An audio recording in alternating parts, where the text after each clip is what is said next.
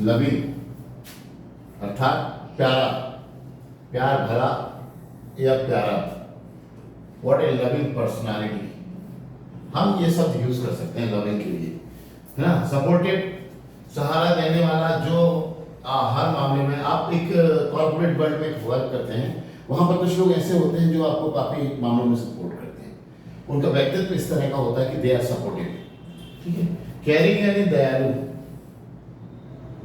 ठीक है। आप एक नेचर होता है आपके अंदर होता है कि आप हर चीज की परवाह करते हैं। वो नर्चरिंग, पोषणशील, हम पोषणशील खाने की ओर ज्यादा और स्वावलंबन वाली बात है, और पोषण की ओर ज्यादा अभी हम ध्यान नहीं देते हैं, क्योंकि हमारा आजकल का जो फूड है वो टेस्टी ज्यादा है, नर्चरिंग नहीं है, नर्चरिंग कम है। तो उसके लिए ये जरूरी है कि आपका जो फूड होना चाहिए वो नर्चरिंग होना चाहिए।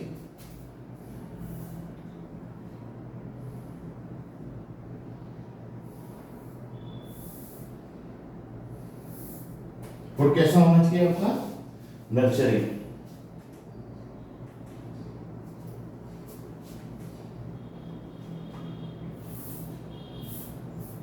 केयरिंग, सपोर्टिव और नर्चरिंग।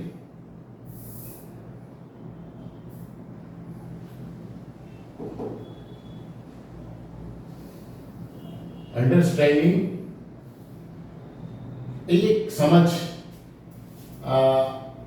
अंडरस्टैंडिंग के लिए हम यहां पर अगर समझ यूज करते हैं तो I think that is a good word for understanding. समझ, नॉट समझदार। आपकी अंडरस्टैंडिंग क्या है? मतलब दो लोग हैं, उनके बीच में उठना बैठना, आपकी अंडरस्टैंडिंग क्या है?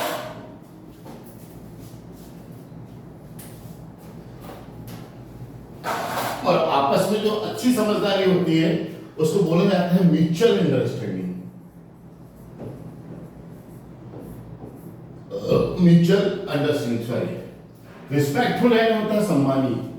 देखो आजकल पर्सनालिटीज अलग अलग तरह की होती हैं, कुछ पर्सनालिटीज बड़ी रिस्पेक्टफुल होती हैं कि भाई आपको रिस्पेक्ट करना है उनका,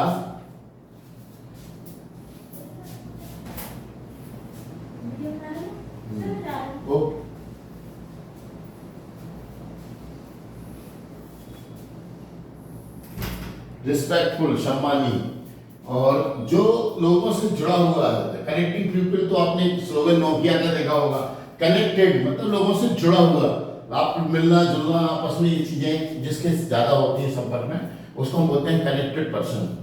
हार्मोनियस, सामंजस्यपूर्ण।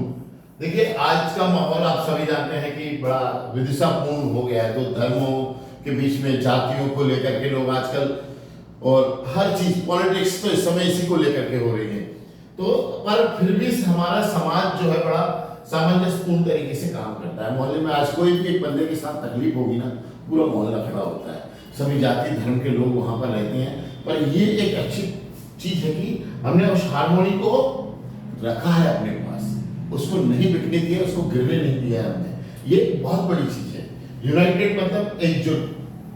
अब आप जानते हैं कि इंडिया बहुत different type of cultures, different type of languages, different type of peoples, इन सबसे मिलकर के बना हुआ, फिर भी हम कैसे हैं? United Indian. और शायद आपने वर्ल्ड कप की जीत के समय ये तमाशा देखा होगा, T20 में, सॉरी।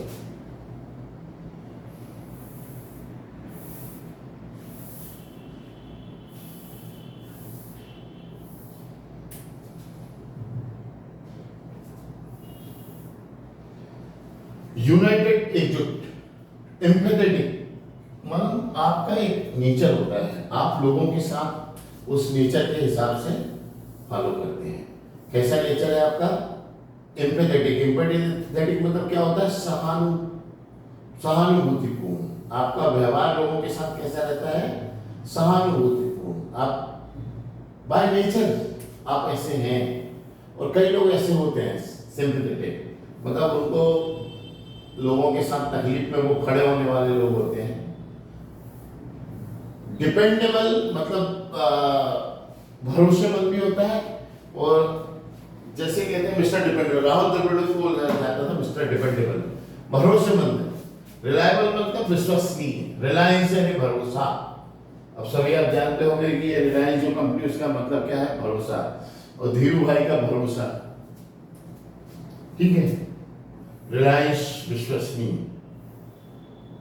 भरोसेमंद, डिपेंडेबल। तो हमारे यहाँ सबसे एक खिलाड़ी होता था जो आज इंडियन टीम का कोच है, T20 वर्ल्ड कप जिता के लाया है, उसको मिस्टर डिपेंडेबल ही बोलते थे। इसलिए ही बोला जाता था कि वो कब अपना एक कांस्टेंट स्कोर हमेशा खड़ा करके देते थे टीम को।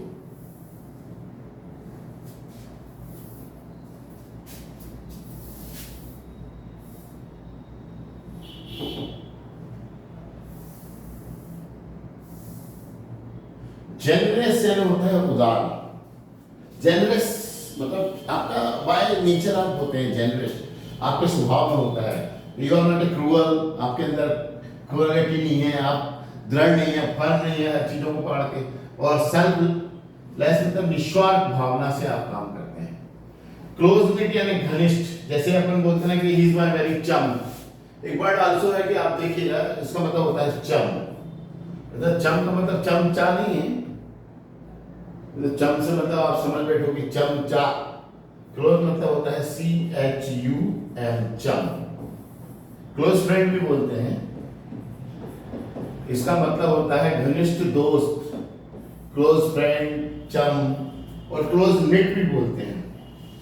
अफेक्शनेट यानी प्यार से भरा हुआ, स्नेह। अफेक्शन मतलब स्पेशली क्या होता है, स्नेह होता है, प्यार नहीं होता है ना, स्नेह होता है। और स्नेह और प्यार में क्या अंतर है ये समझिए आप पहले। स्नेह और प्रेम, देखिए प्रेम की धारा अविरल नहीं है, स्नेह की धारा अविरल है। जैसे भक्त का भगवान के प्रति प्रेम नहीं, स्नेह होता है, तो उसकी धारा अविरल है। जो लगातार रूप से आपकी बह रही हो वो प्रेम की धारा नहीं होगी, वो स्नेह की धारा होती है। जैसे माँ का बच्चे के प्रति जो होता है वो स्नेह होता है। ये नेचर है वर्ल्ड वाइड, ये नहीं कि इस माँ का है, इस माँ का कम है, इस माँ का ज्यादा है, नहीं है, हमेशा रहेगा। और कोऑपरेटिव यानी होता है आपका सहकारी, मतलब जब हम मिल करके काम करते हैं। कोऑपरेटिव सोसाइटीज बनाई इसीलिए गई थी कि जब लोग किसान मिल करके, संस्थान मिल करके ऐसे ऑर्गेनाइजेशन चालू किए गए जिससे लोगों को काफी सहायता मिलती थी। तो वो हो गए आपके कोऑपरेटिव। इंक्लूसिव, इंक्लूसिव मतलब समावेश, इंक्लूड यानी इन से मतलब जुड़ा हुए से है, इंक्लूसिव आपस में जुड़े हुए से होता है। एनकरेजिंग होता है प्रोत्साहक। प्रोत्साहक मतलब कैसे होता है, मतलब आपको उस चीज के लिए प्रोत्साहन देना। किस चीज के लिए, कि आपको जो कोई काम कर रहे हैं, आप कोई वर्क कर रहे हैं, उसके लिए आप प्रोत्साहन दे रहे हैं। एनकरेजिंग प्रोत्साहन, आप किसी को भैया जाओ, आप कूद जाओ। जैसे हनुमान जी को एनकरेज कौन कर रहे थे, जाम्बव, जाइए लंका आप पूछ सकते हैं, यू कैन डू इट। आपने बहुत से टी शर्ट में लिखा हुआ है, ये हमें एक एनकरेजिंग स्लोगन है, you can do it.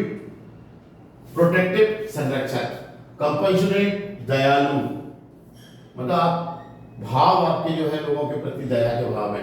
Loyal निष्ठावान और वफादार।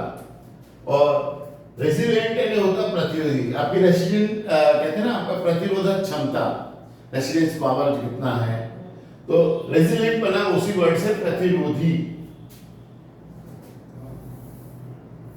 हमारे शरीर की एक क्षमता होती है जो जिसे हम इम्यूनिटीज के आधार पर बनती है, वो हमारी प्रतिरोधक क्षमता होती है, ठीक है। पेशेंट यानी होता है सब्रशील। सब्र, सब्रशील जो है बड़ा गजब की बात है। सब्र जो होती है ना, सब्र से बना है ये, जो सब्र कहते हैं ना भैया, सब्र रखो।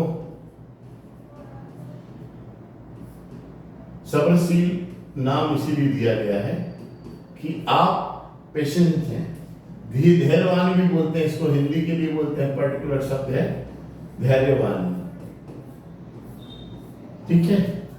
और एम्पावरिंग यानी शक्तिप्रद, सशक्तिप्रद, मतलब किसी चीज को शक्तिशाली बनाने को लिए हम यूज जो वर्ड करेंगे वो हो जाता है आपका एम्पावरिंग, शक्तिप्रद। ओके, आज एसएससी वर्ड पावर 01 में हमने आज इतने वर्ड्स को अच्छे से समझा। आगे की लाइन और देखते हैं, फिर आगे और तैयारी करेंगे। धन्यवाद।